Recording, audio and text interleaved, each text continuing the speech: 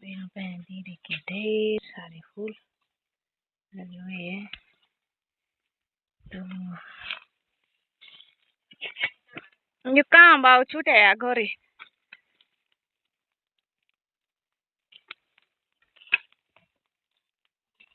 Hello दोस्तों, जय सिया राम। कैसे हो? स्वस्थ होंगे, मस्त होंगे और अपने अपने कामों में व्यस्त होंगे। मैं हिना फरसाण अपने न्यू ब्लॉग में आपका स्वागत और अभिनंदन करती हूँ।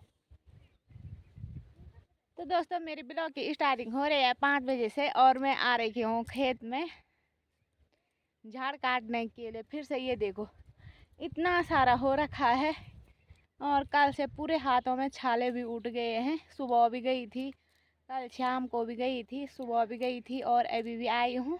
तो दोस्तों, मौसम का हाल क्या बताएं। देख सकते हैं चारों तरफ कुछ नहीं दिखाई दे रहा, धुन ही धुन है चारों तरफ। आग से बुरे हाल हैं पूरे जंगलों के।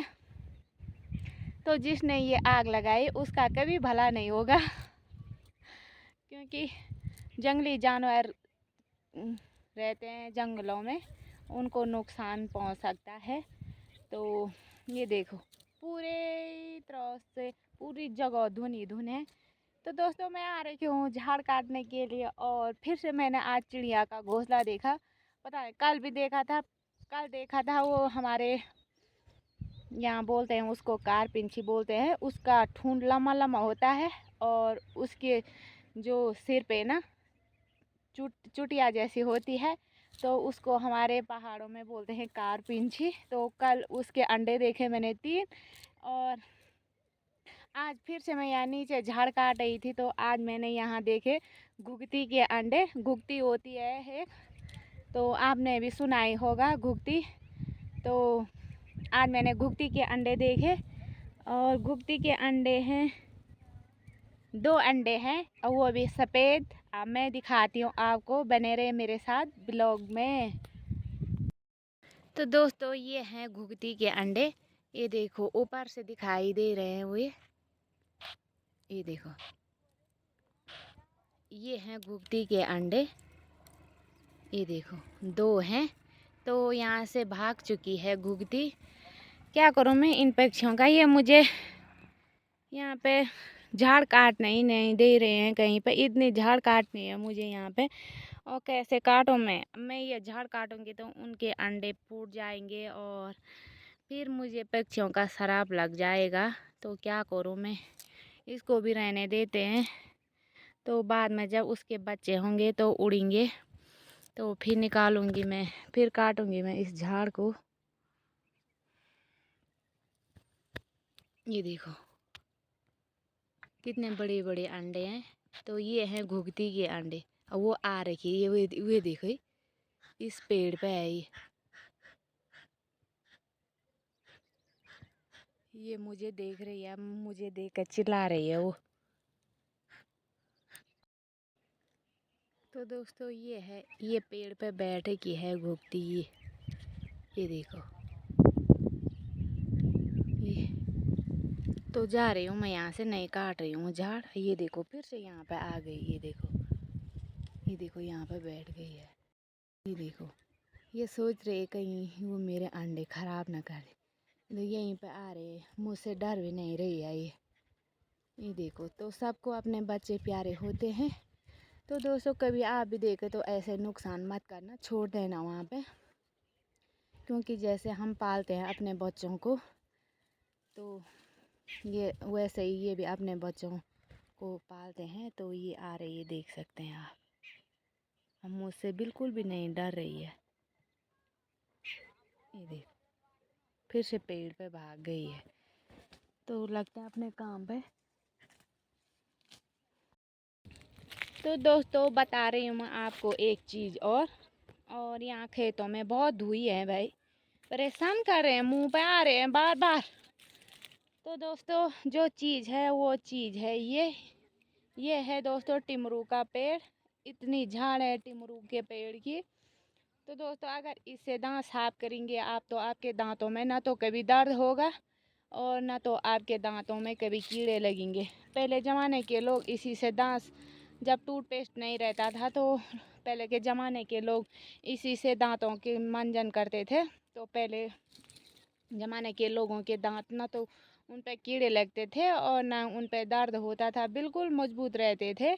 तो इन्हीं चीज़ों से पहले के ज़माने के लोग दांतों का मंजन करते थे।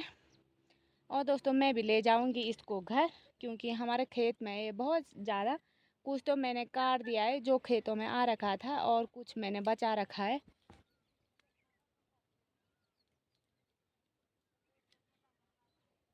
कुछ बचा रखा है मैंने यहाँ पे, तो मैं भी ले जाऊंगी इसे मंजन करने के लिए घर। तो दोस्तों अगर इसे मंजन करेंगे ना तो इससे भी बहुत देर तक बहुत झनझनाहट सी होती है इससे भी मुंह पे, और ऐसा लगता है अंदर से पूरा मुंह सूज गया होगा। तो ऐसा झनझनाहट होती है इससे, लेकिन बहुत लाभदायक होता है, ये फ़ायदेमंद होता है, हमारे दांतों को सुरक्षित रखता है और कीड़े भी नहीं लगते हैं। और दोस्तों एक दूसरे काम भी आता है ये टिमरू। हमारे पहाड़ों में देवता नाचते हैं, तो सिद्धनाथ देवता नाचते हैं, नरसिंह देवता नाचते हैं, तो उनके लिए ये टिमरू की लाठी बनाई रहती है। तो हमारे पूर्वज कहते हैं कि इस टिमरू की लाठी में हमारे देवता बसते हैं, तो इन्हीं की लाठी रहती है हमारे देवताओं के पास। तो जब नृत्य होता है तो टिमरू के लाठी के साथ नृत्य करते हैं।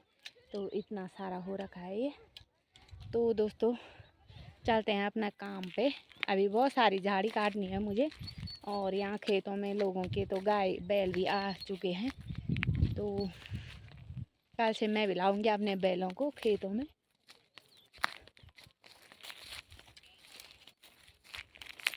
किसी के तो भैंस भी ला रखे हैं। तो सब लगे हैं सड़कों पे घूमने पे, यहाँ देख सकते हैं आप। ये हमारी बीरों देवल की सार जो गेहूँ की है और पूरी खाली हो चुकी है, तो अब बोएंगे इसमें मंडुआ। तो बहुत सुंदर गांव है हमारा, गांव बीरों देवल।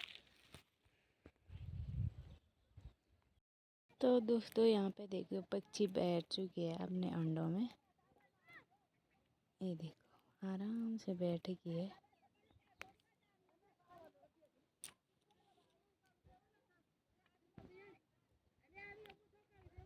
ये देखो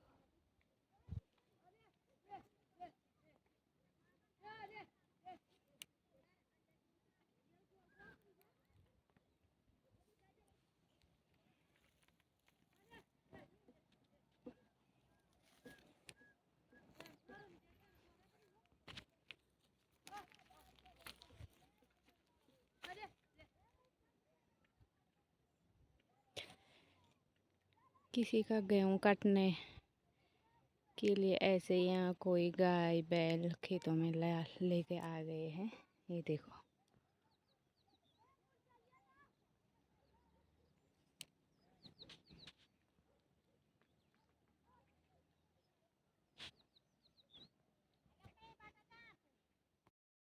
धनिया छुप जाए ना, यहाँ पर भी देखो पता नहीं किसने लगाई, यहाँ पर भी आग, क्या बोले इन आग लगाने वालों को।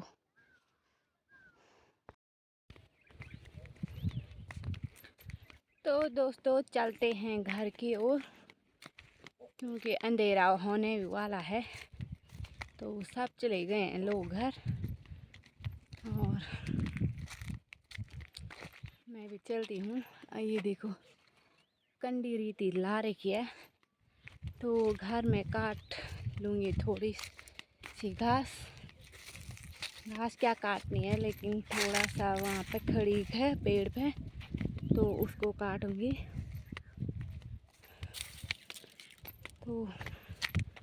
तो दोस्तों वीडियो कैसी लगी हो तो लाइक कीजिए, कमेंट कीजिए और अपने दोस्तों के साथ शेयर कीजिए। मैं हिना फरसान मिलती हूँ नेक्स्ट ब्लॉग में। तब तक जय उत्तराखंड, जय देवभूमि।